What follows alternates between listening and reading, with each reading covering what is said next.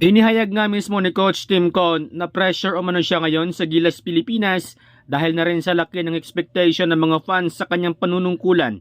Ito ay matapos na umangat ang rankings ng Gilas Pilipinas sa FIBA rankings matapos nilang ma-sweep ang Hong Kong at Chinese Taipei.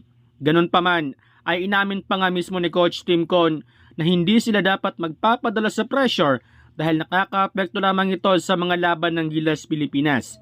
Sa June, muling titipunin ni Coach Tim ang mga players nito para sa paparating na Olympic qualifying tournament, habang sa November naman sa second window ng FIBA. Samantala, muling pinatunayan ni Cade Flores na nagkamali ang PBA sa hindi nito pagsali sa RSJ para sa paparating na PBA All-Star. Sa laban kahapon ng Northport kontra sa Phoenix Fuel Master ay nakapagtala nga ito ng double-double, 21 points, 12 rebounds. Panalo ang Northport sa score na 124-120. Matatandaan kasi ay inihayag nga mismo ni Cade Flores na disrespectful umano para sa kanya ang hindi mapabilang sa RSJ kahit pangalawa siya sa rankings ng Rookie of the Year.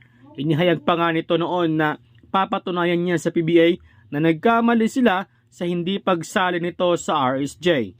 Samantala, sa kabila ng black eye ni Jamie Malonzo ay hindi pa rin ito hadlang upang matulungan nito ang Barangay Ginebra para manalo kontra Rain or Shine sa score na 113-107.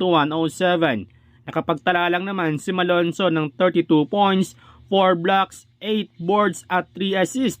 Nag-ambag naman ng 18 points, 9 rebounds, 9 assists etong si Ahan Misi bilang primary facilitator dahil wala nga etong si Thompson. Matatandaan kasi ay hindi nakapaglaro si Malonzo noong FIBA window kontra sa Chinese Taipei dahil nagkaroon nga ito ng gastro. Pero nabigla na lang ang mga Gilas officials na nasangkot na pala ito sa isang suntukan sa BGC.